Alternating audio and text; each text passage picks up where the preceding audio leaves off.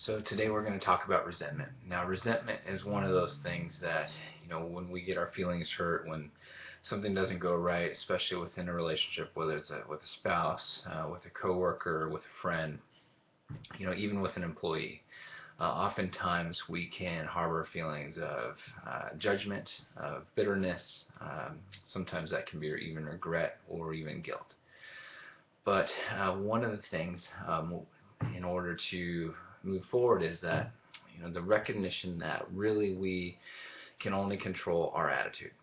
So we can't rewind the tape. We can't remake life's choices, whether things were positive or negative, whether we experience someone being rude to us, whether they did that intentionally or unintentionally. So I was just talking today with a very good friend about the topic of how to let go of these resentments, because I know that when I've harbored, whether it's resentment or bitterness, I get sarcastic, I get controlling, I don't want to give empathy, I'm not as good of a listener, and I just feel sort of this critical spirit.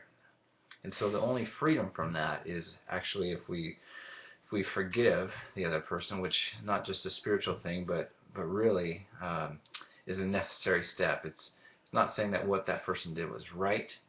Um, Certainly, it's not justifying any of their actions, but it really is the only thing that I have choice over is my attitude. And am I going to allow that person or situation to continue to take up mental real estate and also emotional real estate from my bank account?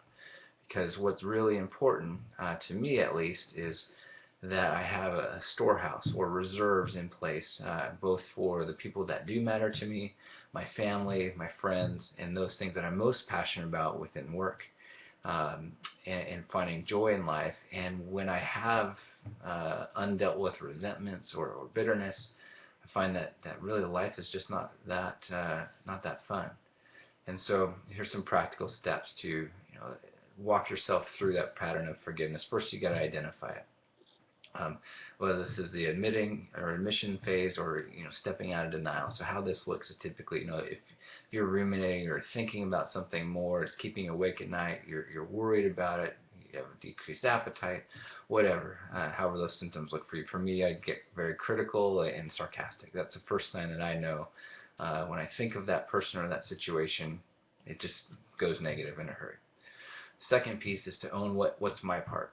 Did I contribute at all to that situation? And there's a lot of things that I didn't, and I'm sure for us to try to take responsibility for choices that aren't ours, that's never going to work. But what is important is that we can see, okay, I do control this moment.